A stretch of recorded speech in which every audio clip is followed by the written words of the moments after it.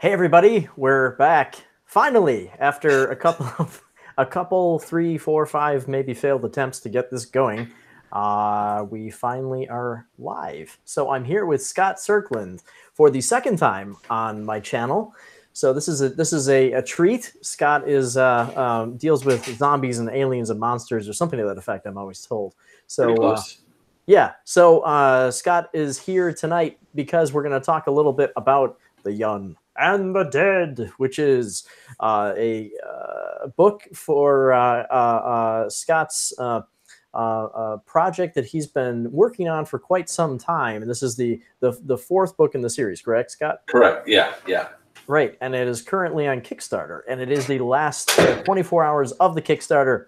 So we wanted to chat a little bit about the process that Scott has been going through and some of the things that he's learned. And also, this is kind of a bit of a follow-up because Scott and I did a hangout on his channel just a few days ago. And we filled up, an hour and a half or so with the intention of filling up about 60 minutes. So there's certainly a lot to talk about. And so this was an opportunity to do that. And so, Scott, why don't you just kind of reintroduce a little bit to people who are on my channel because they may not have seen the past stream with you. Yeah. So as far as who I am, or as far as what we talked about, because I'm trying to remember I know we covered a bunch of stuff, but I don't remember exactly where we left off or what we were going to continue talking about. Maybe a little bit of both. Okay. So anyway, so I'm Scott with Circworks Art Labs. As Dave tried to put it, I mean, I do a lot of robots, aliens, zombies, and other imminent threats to humanity. The zombies, that's kind of what I'm doing with my comic book. So my comic book is called Young and the Dead, and it is an homage to all those great kid action movies of the 80s, like Goonies and Monster Squad, Explorers, E.T., Flight of the Navigator. What else? There's I don't know. There's tons of those movies. Where kids were kind of the stars and everything, and this adventures and everything. Or more recently, if you're into Stranger Things. So it's basically like Goonies meets Night of the Living Dead. Kids fighting zombies and everything. So that's basically the gist of it. And I've been working on this project for a while. This will be the fourth issue of what will probably be, I'm guessing, probably 6 issues. But yeah, so I've launched a Kickstarter, and I've had this is the second Kickstarter I've run for it, and I kind of ran into a little roadblocks this time around. But it has funded and everything, and I've reached my second stretch goal. I kind of had a modest goal to start off with, but I think one of the things we were kind of comparing in the last episode was like Dave's campaign and my campaign, and how we kind of both went about it a little differently. Dave's is quite a bigger undertaking, what he's trying to do, versus me, where I'm just doing individual issues and everything, and just trying to kind of fund the printing for the individual issues with the idea that eventually, once the story is complete, then I'll hopefully launch something kind of like what Dave's doing with the hardcover, or well, maybe not hardcover, but at least a trade and a lot of extras and things like that. So for me, the single issues are just sort of benchmarks, because if I had to take on like a 200 and whatever page story, and it would be too much, and I probably would have gave up a long time ago. So every time I like to do these individual issues and put them out. But there's a lot of cool extras and everything. You can check it out with the Kickstarter. I also do these deluxe mini comics where they're all handcrafted, and I do them in my own studio, and I cut paper out and do all kinds of crazy things, and you can add those to tiers, but there's extras and add-ons and all kinds of cool stuff. But yeah, so I'm pretty happy to kind of hopefully get this thing out. But yeah, time is running out. This is like Dave said, we're close to about 1 day away. So this is sort of the last chance to get a hold of not only the fourth issue, but all the previous issues. If you're not familiar with them, they're all available. So. Right. Now, you had put out just a video recently about the mini comics, which I think are the coolest thing. Yeah. And it would be interesting even to talk a little bit about that, because I know that you have some tiers in there right, for the mini comics, if I'm not Yeah. wrong. Mm-hmm. I'm going to put a link to that video if that's cool with you. Oh yeah, yeah. Like it's I know that you've made a few of them, and I actually haven't watched this one yet, but I've seen your older video, at least one, about the mini comics. And yeah, if you actually, the funny thing is, if you just go to YouTube right now in the search and type in mini comics, I'll probably be like some of the first videos that come up. I think I'm like the first video. I don't know if this new one has got to that point yet, but yeah, I've just been a big enthusiast of doing like mini comics or zines, or you know, some people call them zines. They used to call them ash cans, but they kind of started off with just a way just to preview comics, like before the printing, like they would take it to a photocopy shop and you know, just kind of fold it 8.5 by 11, you know, quick, maybe not even a full issue, but just like a preview, and kind of hand those out to let people know kind of what they're going to be getting. And then it kind of turned, and it could be a number of different things. It can be very simple, just like a photocopy thing. And then some people take a lot of extra time. Some people actually screen print them. Some people, you know, cut them by hand or like on a Cricut machine, or, you know, just there's all kinds of things. I've seen people do like glow in the dark things, very crafty. So it's just kind of whatever you want to make, and there's no format. I mean, I've seen them like little things you can put in the back in your pocket or in your wallet. I've seen them, you know, about half the size of a regular comic. So the sky's the limit as far as mini comics go. But just because of that, I just love them. And I've done when I first started doing them, there was this. It was a sort of a challenge by, well, I'm probably going to move all over the place if I start to get into the 100 Days of Main Comics, which is another group that I'm involved with. But the guy who started that group also started way back this thing called the Mini Comics Dump Truck. And it was basically just a group of people that got together and they all decided they were going to do mini comics. And at the end, everyone that participated would trade it with everyone else. So you create your own mini comic, and then when that challenge is done, you get all these other cool mini comics in the mail. So I just got stacks of really awesome mini comics, and that was really that was where the idea for Young and the Dead first started, way back when, because it started off as a mini comic and it was supposed to just be an 8-page story. And because I was thinking to myself, I was like, all right, so what's easy? And this was, the funny thing is, this is before Stranger Things was popular, even before like Super 8. But I was just like, yeah, I want to do something simple, like zombie stories are simple. You know, you're just running from zombies or trying to fight zombies. And then I thought, well, I like those old 80s movies starring kids and everything, those kid adventure movies. So why not just do kids versus zombies? So I thought, oh, this is going to be super simple. But once I started writing it, I started really getting into who the characters are, and just started to build this world, and it became like a full-length comic. So the first Young and the Dead was a mini comic, a full 24-page story, whereas everyone else, you know, is kind of like, you know, the 8-pagers, but I just kind of went on and did this full-page story. So that was sort of the introduction. That's what kind of sparked the whole thing and got me back into doing comics. Yeah, and the mini comics are so cool. I love the idea of it, because you sort of get this unique handcrafted thing that you can't really get. I mean, with comics, you're sort of either, I guess, if you're trying to do a large quantity, right, you can't really do the handcrafted thing. So it's really just a specialty thing for a small number of them, almost like a variant cover. I really, you know, to be honest, I've heard of zines and kind of the general idea of like ash can comics, that sort of thing. But the specific ways that you do them with, you know, the kind of the clever little thing that is particular to each book, that is something I haven't really seen before. But yeah, I try to kick it up a notch, but I have seen some really cool.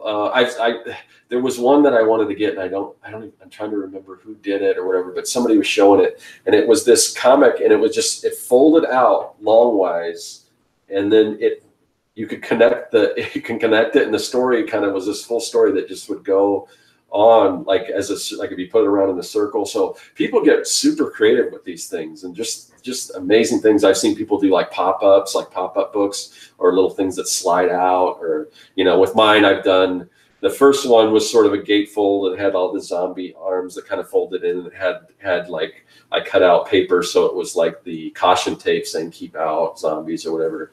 And then on the second one, in the second issue, the kids get stuck up in a treehouse surrounded by zombies. And then there's a little trapdoor where the treehouse is. So I made that kind of another, like a fold out with that. The fourth issue, there's a kid who, they're all trying to arm themselves against the zombies. So one of the kids has like one of those old welding masks. So I kind of made the welding mask with the visor, and you can kind of look through it. And then this one takes place in an arcade. So I just created an old arcade cabinet and then put like a sort of like a transparency, and you kind of see the zombie blood coming down and the screen's cracked and everything. So yeah, I always try to do something different depending on what the theme of the particular comic is. But yeah, they're super fun to do. I mean, they take more time. So, I mean, they cost a little bit of a premium compared to the regular comic, but some people really like to have that, hand done. I mean, if you're gonna pay somebody to do, say, a commission sketch or something like that, it's really kind of the same thing where somebody takes, and they're all signed and numbered, limited edition and everything like that too. So very cool, very cool. Yeah, maybe I'd actually like to talk a little bit about the story itself and kind of some of the I don't think we actually really talked about that. We're so often talking about the process of making books and the crowdfunding and that sort, but maybe talk a little bit about what inspired the project. And I mean, I know a little bit about the kind of the 80s movie references and things like that, but maybe you can elaborate a little bit on that. Yeah, kind of like I said, it was at first it was just because, I mean, I like drawing zombies and everything, and like for me, just I guess horror movies in general. I mean, it's weird because I would say that horror is probably my favorite genre of movie, but I only like maybe about 5% of the horror movies that come out. So it's kind of a weird thing. So anytime a good horror movie comes out, so a lot of the zombie movies, I never really got into a lot of them. I mean, I watched like Walking Dead and I read the comics for a while, and I like the original Night of the Living Dead and all that stuff, but just kind of the whole idea of combining those two things. And what I found was like a lot of what I was drawing from was basically, it's by no means autobiographical. I can't even say that. Autobiographic. Right. Okay, there you go. I think it's Yeah. Something along those lines. But anyway, but a lot of the characters are sort of based on kids that I grew up with, like even sort of the main characters, somewhat kind of the way I was as a kid. And then my little brother, the main character has a little brother. And then there were other characters some characters were amalgams of a couple different people I knew. And so in writing the book, I kind of just like, would think back to, what would this kid that I knew growing up do in a situation like this, or how would they behave? So a lot of it kind of, and just growing up, and we had the tree houses and we would ride our bikes around. So a lot of that's just driving back from, just dipping back into my past and like the cool stuff I used to do as a kid. So just imagine if I was going through my life as a kid and then there was actually like a zombie apocalypse. So which, I kind of grew up in the 80s and everything. It's kind of weird, like, because I'm a big fan of Stranger Things now. And the guys that wrote that, they weren't even born in the 80s, but they did a really good job of capturing it. So, I guess you don't necessarily have to have lived through the 80s to appreciate it. But, a lot of that is, some of it is based on kind of my experience. So that's kind of where the whole idea came from. And it was weird because it just, once the ball started rolling, it was kind of almost like I don't want to say it came fully formed, but it's like, oh, okay, wait, this is an actual thing that I can do. And the pieces started to coming together fairly quickly. And before you knew it, from what I was just going to do a real simple story, I had a couple ideas, and both of them involved zombies. And then I kind of went with this one. The other one probably would have only been like a quick story. But once I decided on this idea, it just kind of kept going and kind of had a life of its own. And, so. Yeah, interesting about the the idea of the Stranger Things directors that capture the feeling of the 80s to a degree, but they didn't really experience that. Yeah, it's interesting though, because I remember talking with somebody recently about a video game that was made in Japan it took place in the US, and kind of had it was interesting. It sort of had a very sort of Midwestern feel to it, but it also was a little off, because it was sort of the perception of that area in a place that probably has never visited that region. And so it actually was really interesting because the team seemed to be inspired by that particular region. Mhm. And so what you got really wasn't just a specific look at that region or something that was inspired by the region. It was a sort of a Japanese take on what happens when you're inspired by a particular, area or theme or subject. And so maybe there's something to be said about looking back. Like I was born in 1982. Mhm. So, but for me, there's a lot of things about the 70s that I find really inspiring. And like, for example, my original story, Dreamside, takes a lot of reference from the illustrative sort of illustrations, the kind of fantasy illustrations from that era. Mhm. There's certainly a lot of manga influence in there as well, but there's a great deal of reference to a lot of my more inspiring illustrators from that era. And but I wasn't born in the 70s, yet I have this sort of inspiration that comes from looking at the history of it. So there's kind of two ways of doing that. There can be to live through it or to experience it. And there's also just to look at it and sort of paint a love letter to it. Yeah, because there are a lot of people that do period pieces that, from whatever time, where obviously probably didn't live through it, but they just have a fascination from it. For me, it's like, I totally get that. For me, I like all the stories. It seems like all the stories I've done usually, or I'm planning on doing, they take place in the not so distant past. Like the first comic that I started, I never finished it, was called Retrofits, and it was basically it started off in the 70s, and it was about this 70s kind of bubblegum pop group who one day just disappeared off the face of the earth, and then they reappeared 20 years later. And at the time when I was writing this, that was in the 90s. So there was kind of this weird juxtaposition, kind of like the characters out of time, and when they reappeared, they didn't know where they had been or anything, and they also had like these superpowers, and they don't know how they got the powers or anything. So that was me telling the story from the 70s, and then if I ever wrap up Young and the Dead, what the next project that I may do is one that's kind of has a lot to do with like the beginnings of hip hop in the 80s and giant mechs and kind of this fusion of those things too. So it's like, yeah, I've got lots of ideas, but I don't think I've ever told too many stories that take place in modern times. I always tend to go back a little bit, and I'm not exactly sure why that is. Well, maybe it's just what you're inspired to do. Yeah. But when we first were chatting, I discovered your YouTube channel, and I think I had mentioned a few times that it had captured a sort of nostalgic feeling that I couldn't quite put my finger on. I'm still searching for why that feeling is so fascinating. But there are a lot of channels that I've seen that seem to resonate with that. Probably not the least of which would be channels like Cinemassacre. I don't know if you know Cinemassacre. The angry video game nerd and things like that.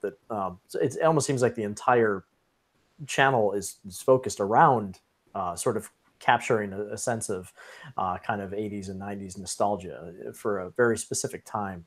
Yeah, a lot of people say it's very much like 90s Nickelodeon, like my channel. I've got comments on that. I kind of draw a lot from Willy Wonka. I mean, basically, if you haven't seen my YouTube channel, it's and pretty much everything that I do, the comic is sort of part of it. But when I say I do robots, aliens, zombies, and other imminent threats to humanity, basically that's the stuff I like to do. So I was trying to figure out, well, how do I combine all that kind of stuff, and basically what happened was I was like, well, where do you find all that stuff? Well, usually those kind of things they could come from like this clandestine, like underground secret laboratory or whatever, where where a zombie outbreak might take place, or they're building robots that kind of break out and wreak havoc on the world or whatever, or just maybe experimenting with alien technology. So basically I built this set that looks sort of like an underground lair, and I've got a green lab coat on and everything. And it's basically all mad science, and I kind of took that and ran with it. So like, even the products that I sell on my website, it's basically, if you were a mad scientist, because this is the thing that kind of came to me too. And it was like, like, like Wile E. Coyote, he goes to Acme to get all his stuff, but you see all these movies with these mad scientists, and like, where do they get all this stuff? Is there a mad science supply company? And there wasn't. So I kind of made one. So that's kind of what I do. If you go to Mad Science Supply or Mad Science Supply Company or Mad Science Supply Co., those should all take you to my website. And it's basically, that's what it is. I make prints that you could, like, warning signs and things, and basically anything. If you were a mad scientist and you wanted to decorate your underground lair, that's the kind of stuff I make. I even have like little lab products that, the little experiments and things that you can get. And I've got, everything is centered around mad science. So that's something I've always loved too. I mean, I used to do, way back in the day, I created this children's show, and the villain was this mad scientist. And I just always loved that idea. Even if you go way back to like Dr. Frankenstein and all that kind of stuff, I've always had a fondness for that kind of that thing.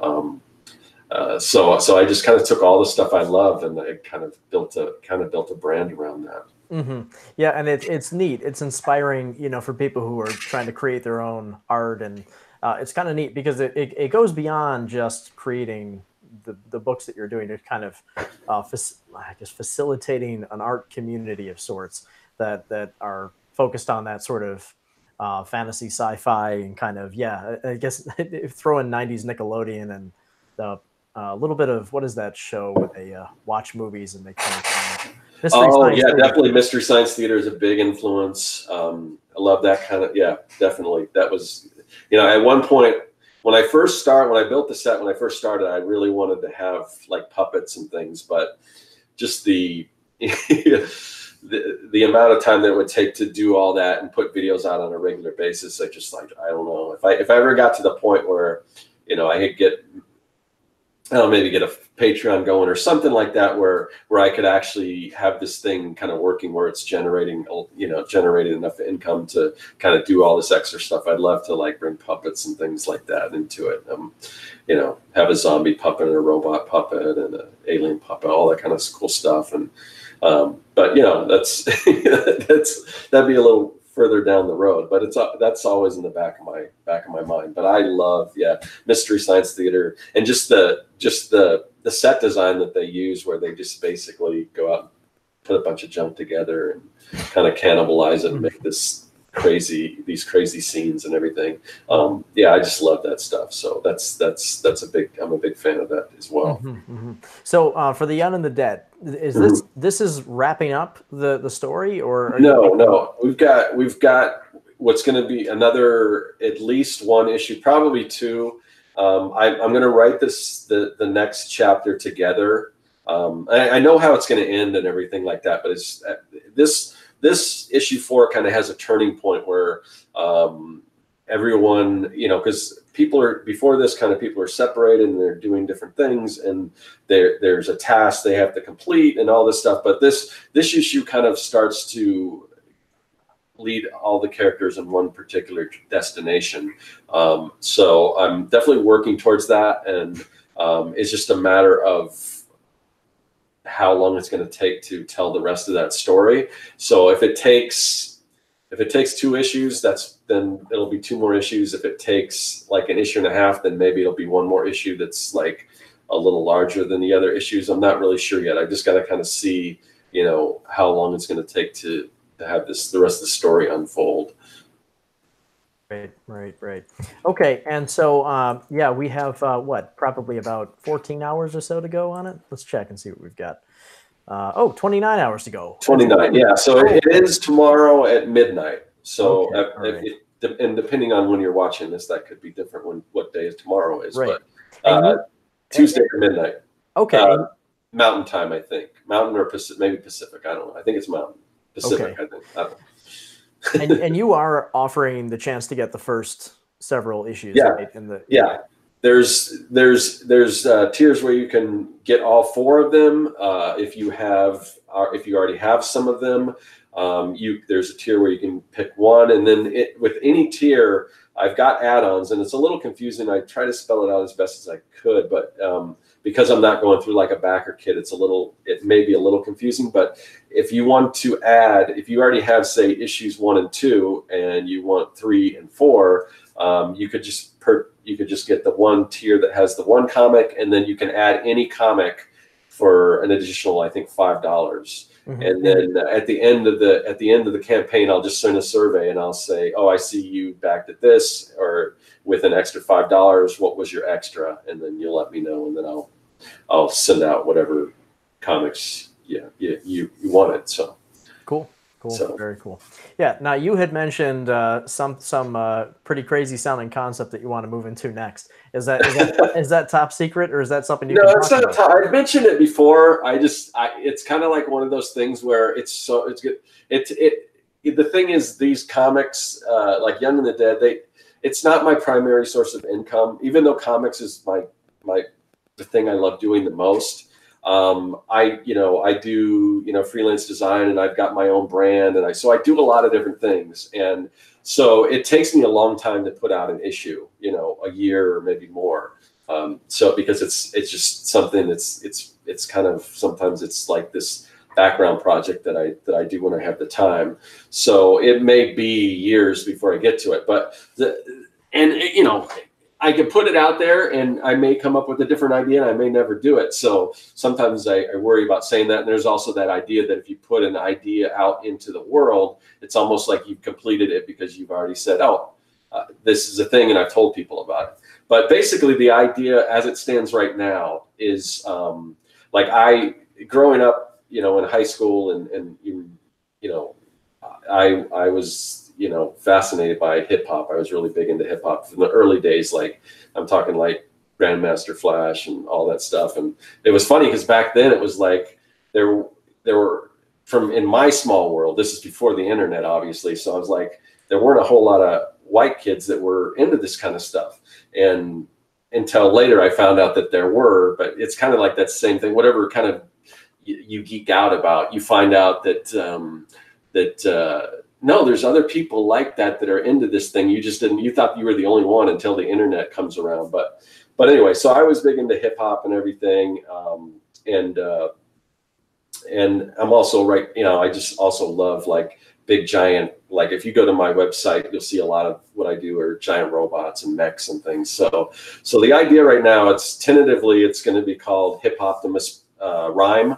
And it's basically, if you can imagine a world where an alternate reality where it was kind of the birth of hip hop, but in that same span of time, previous to that, there was a giant like kaiju, giant mech war, and it's over now, but it's just everything's devastated. So the landscape is sort of, what is, I would think I was calling it New Spark City or something, but it was like basically like New York, an alternate New York. But it's been devastated by this war, and there's ghettos and things in there, and it's basic. But the mechs have been pretty much outlawed.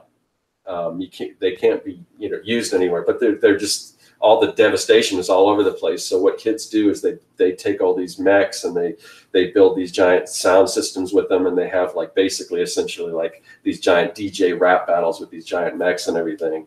And so they're really the only ones doing this, and it's underground and it's illegal and everything like that. But then if you can imagine, the kaijus come back, and these kids are the ones that kind of have to fight them and everything. So that's kind of where I'm imagining this thing going. And it may happen, it may not, but I like the idea. I think I could do a lot with it. So. Right. And would this be another series, or would this be kind of like a bigger project or a smaller Probably. project? I mean, I hate, it's like, in some ways I hate to get into another series, but if I would imagine it would have to be, unless I can do it in just like a one shot or something. And I also toyed around the idea of telling it all in rhyme, like if I don't know if that's a possibility. I'm also a big fan of like the Hamilton musical. So if I could do something like that, but with giant mechs and everything like that, I don't know. I don't know if I'm skilled enough to pull that off. But that's another idea that I'm thinking about. So, well, you never know if these things work until you get going. Yeah. And the thing that I find is always the case is I have a vision of how it begins. Usually it just starts with a single picture or just some sort of an inspiring concept. And then as I start to put it down and make it into something real, it starts to evolve into something a little bit different. Dreamside did that to a degree, although it hasn't really evolved all that much. That story actually began with a singular image of a kid in a hospital patient room bed looking out a big window, and there was sort of a flying. I think originally it was sort of like a flying jester character that was looking in, kind of waving, and it was sort of half fantastical and half creepy, and it was neat. It's just, but that I kept holding on to that image, and it's sort of more of like a Peter Pan kind of feel. And so, all right, I kind of just worked from that image, and then the story evolved from there. It did move away from that, of course. The jester character turned into a completely different type of character. In fact, at one point in time, that jester character, which eventually evolved into my dream girl character, she, which is just what she's referred to in the story. She has no name, was originally going to just be another kid at the hospital. And sort of the two of them would become friends. And so then she went back to being kind of a fantastical creature. So this is the kind of thing that happens. And I'm sure with this, whatever it's meant to be, if you're inspired enough to go through with it, it will become something awesome, over time. And it might be a completely different thing in the end. Yeah, definitely. Which brings me to another point that just to put out there for people watching is that this is, a lot of people recently in conversations I've been having with folks who are talking about instructions and learning and tutorials and what has to get built into their brain before they can actually begin a project. And I almost always now I'm saying just get going on the project, because it's sort of like, you can learn forever. I know 50 to 60, maybe 70-year-olds even who are saying, well, I've done my learning and I'm kind of ready to go now. I have a concept that I want to do. And, it's great, but you can get going with a project and learn as you go. And then you will have been working on a project the whole time. So I do find it tends to help you learn more quickly. Not to mention the fact that you have a good motivation for your learning. You can visualize the finished thing. So, with you, Scott, it's interesting the way that you do things like the mini books. And I keep holding on to that, because one of the things that keeps me going when I'm getting a little bit tired, or I say, oh, I really don't want to draw today, is to visualize the finished thing. Actually having that finished book is a really good kind of sort of light at the end of the tunnel that I can point to and say, that's what I'm trying to get to. And I can see it there. I'm not there yet. And I just have to finish these pages so that I can get there and get that book made. Yeah. I always tell people, and obviously you're more of an experienced illustrator, but a lot of people, when they first start off, they have these grandiose ideas with this big epic story and everything. And as the first ever story. And I keep saying, just start off with a 4-pager. Because once you have that, once you have something that's done, or an 8-pager or whatever, but once you have something that's done and you can hold it in your hand, it just kind of gives you that sense of accomplishment. And then the next time, do a little bigger project and everything. So, and some people can do it. Some people can right out the bat tell this epic story and everything, but it's kind of few and far between. That doesn't happen a lot. But and I know, like, the other thing I tell people is, like, because I know, and I used to do this a lot, but I know that you've redone Dreamside, what, 2 times at least? Oh, like, many times. I'll elaborate, but go ahead. Yeah, no, because that's the one thing that I kind of fell in the trap when I mentioned that first story I was telling, Retrofits, is that I had redone the first 4 or 5 pages I redid like 5 times. And maybe that's a rite of passage. That's something I had to learn before I could finally, like with Young and the Dead, I said, you know what, I'm going to do something different. I'm not going to toil over this stuff. I'm just going to, you know, do as good as I can, and just like, and it's going to be a little looser style and everything. And that was really the only way that I finally got to the point where I was putting out, you know, I could put out consistent comics. But, you know, but I see a lot of people just reworking the same stuff over and over again, and it's never gets complete. I mean, you're kind of the exception to the rule, but man, that's I tell that story a little bit frequently as well, just talking about Dreamside, because in that regard, because I got that advice many times from people that, many times, that I was redoing it too much. But I I say it sort of depends on the project, and it depends on what your goals are. You know, for me, I had a very specific vision that I was trying to get out that I couldn't. And so I figured, you know what, there were two things. One, I figured it was worth it in the end to redo it until it was perfect in my mind. And the way I describe perfect is when I can't improve it, only make it different. So obviously, you know, perfect is a subjective thing when it comes to art. So you can't really, you know, perfect in literal terms, it doesn't exist. But the second thing is that I figured I had come as far as I had, I may as well keep going. So it was the Forrest Gump thing, you know, which is a good analogy for me in this project in a lot of ways. So you know, just that idea that I'd spent so much time already, you know, trying to perfect every other page. I may as well do this one. And the last page in particular that I worked on before I halted the editing on it, it actually still is a little bit of editing and cleanup to do on the art, because I did modify the pages, but it's probably only about a month or two maybe of work to wrap up the rest. But the last thing I did before I dropped it to work on Yucca was a page that I know that I had almost lapped the alphabet 3 times, because I was using the, you know, I had the page number, and then for clarity, I would do, you know, A, B, C, and so on. Jeez. And so I eventually got to the point where, and I started doing the final thing, you know, where you name things final, and then no, really final 3, final, you know, final with caps. It was never the final, and I'm still not sure that it's the final. But that was a case where that's the funniest thing of all, that I'm still not sure it's done. I think I had probably spent maybe about, I think it was a month and a half. I would wake up and I would work on the same page all day, and I would keep redoing it, and I just kept getting stuck.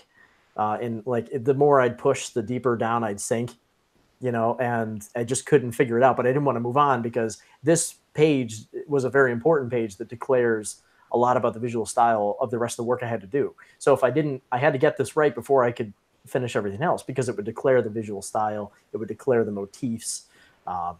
It was a very important spread to get right. And you know, it's a little bit of a more important spread than the average one. So I put a bit more weight on it, especially with the trilogy of books that there would be. But the point is, yes, that along with many other pages, I did redo.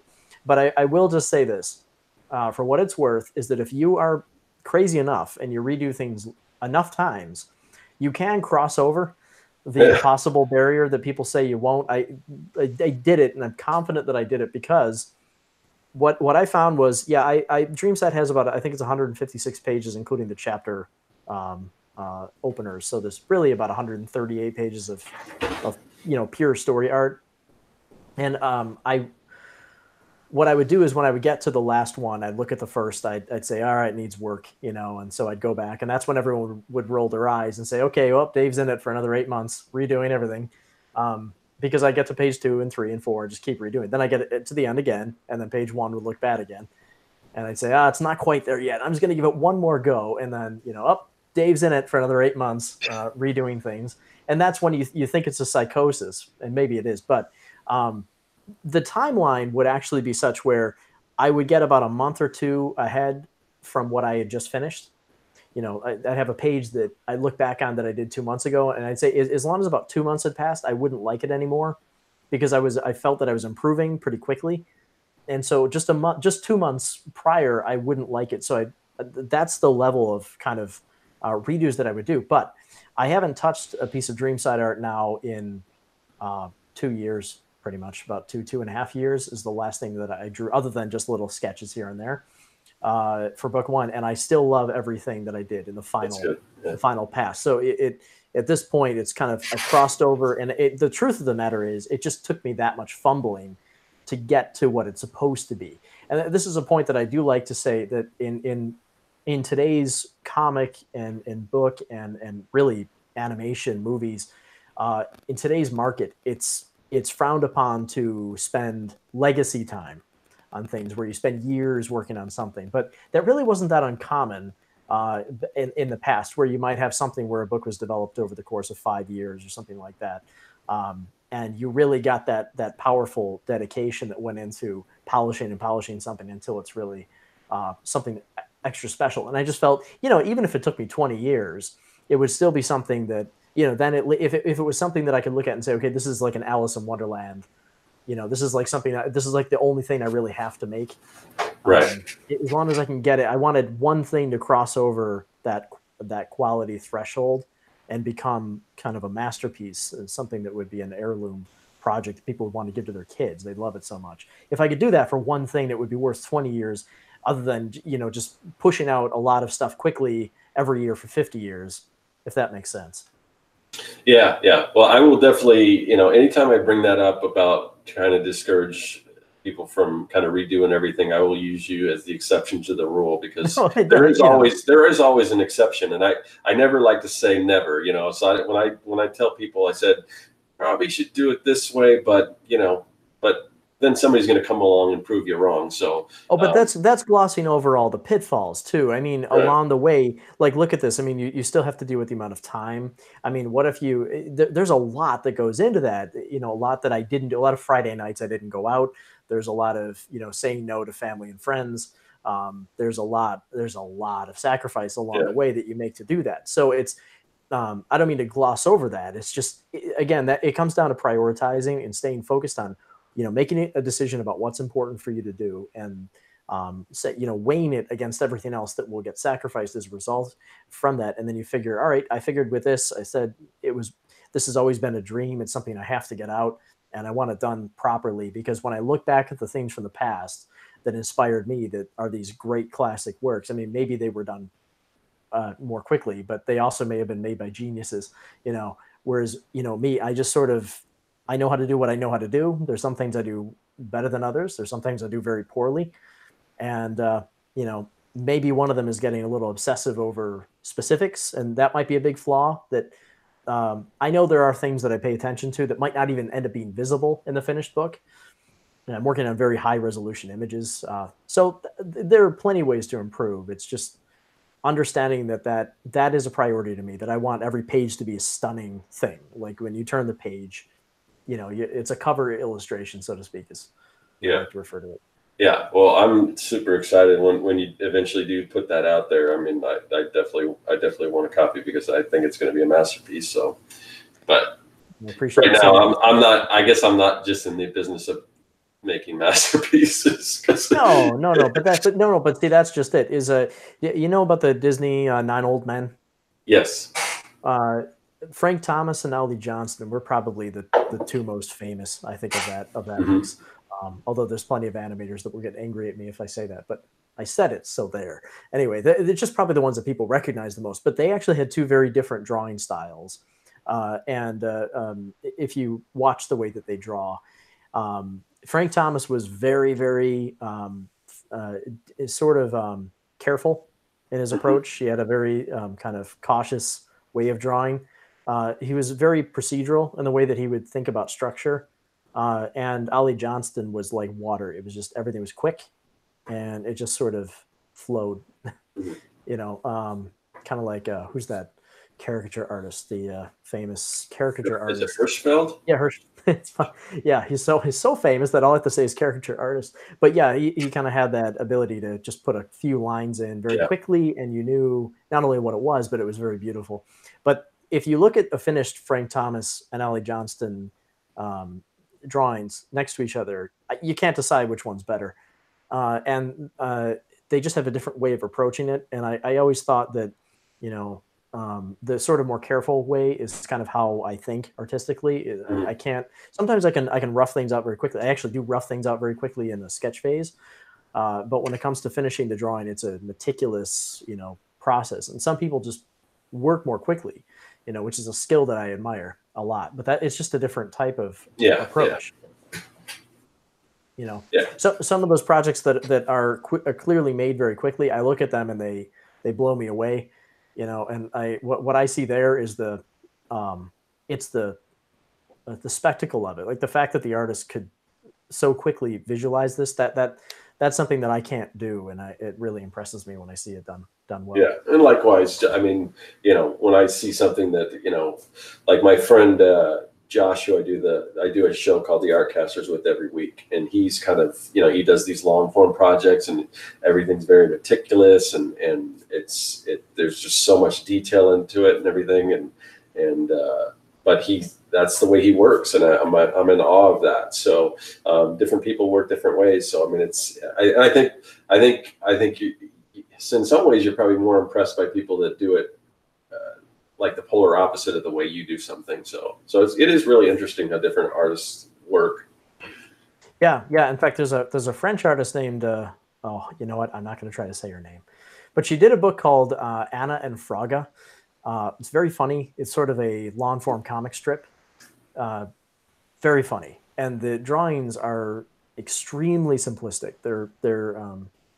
I sort of feel like there's no rough art done in them. It's just sort of, she goes right into the finished line and does these extremely funny comics. And I think part of the reason that they're so funny is because they're kind of crude in the drawing style.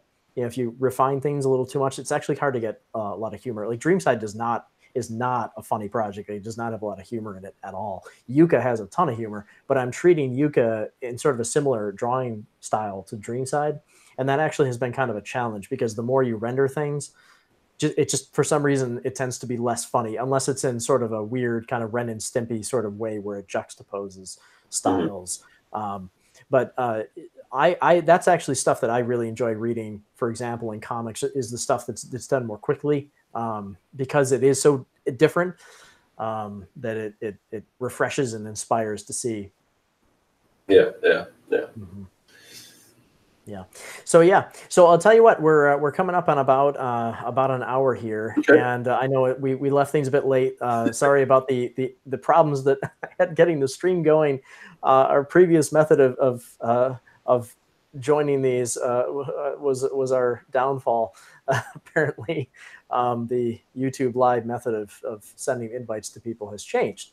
So now I know about that, and so for future Hangouts, until they change it next month, we should be good to go. So anyway, I do want to let people know that yes, I have the link to the Kickstarter project, and you can click it and support Scott. And please do, because I definitely want to see more of the Young and the Dead story, which I think is a lot of fun. It, as Scott said, does kind of speak to the more nostalgic elements that I remember from my childhood as well. Which is a lot of fun. So make sure you click the link and go support Scott. And just to respond to Sem's comment, I love your ukulele novel. Thank you so much. I make sure you still love it when you get your copy. I hope that it will be a pleasure for you. Yeah, I'm waiting for mine. Yeah, that's right. Everything, and I'm excited. Thank you for your support, Scott. Thank you. Yes, that's I can't wait to get it to people, and this is one of the exciting things about Kickstarter, is that you get to see a lot of projects like that, whether it's the ukulele novel or the Young and the Dead, where you have things that just probably wouldn't exist the way that they do without that sort of crowdfunding method, because maybe you might get a publisher option or something, but it's, as we talked about in our stream before, Scott, it's not always a great deal. And I just really like the fact that we can make it our way. We can, just communicate with a community of people who are following the projects and are fans of the game, in my case, and just a lover, of the sort of material that you typically work with for yours. And it's a lot of fun to get that feedback from people. Yeah, it's a great time to be a creator. It really is. Yeah, it really is. This would not be possible 15 years ago, right? No, I don't think so. Well, cool. Well, Scott, do you want to finish off with anything before we sign off? No, I think it's funny. We covered about every project that well, comic wise that I've done or I'm planning on doing. And, but the main thing I want to talk about right now is just Young and the Dead.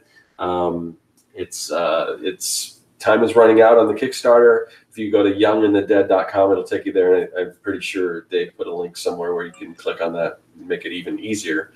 But yeah, it's in the final hours. So yeah, go check it out. If it looks like something you'd be interested in, if you like kid adventures in the spirit of Goonies, Monster Squad, E.T., all that stuff. If you like zombies, I think you're going to really dig this story. So. Yeah, for sure.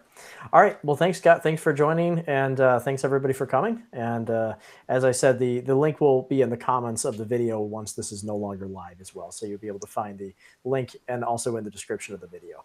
So until next time, just so everybody knows, I do have another live stream tomorrow, I believe, with Alex, the creator of Beyond the Western Deep, Alex Kane, and writer extraordinaire, comes from the video game world, Guild Wars 2, and Dust, an Elysian Tale, which is an interesting story. I don't know how much you're in the video game world, Scott, but no, I mean, I used to work in games, but I'm not a gamer myself. But that does sound interesting. Yeah, it's a neat world, and we're going to learn a little bit more about it tomorrow. So same time tomorrow, although at the actual correct time of 8 o'clock Eastern, 5 o'clock Pacific. So hope to see you there. All right, later. Thanks for coming. Bye bye.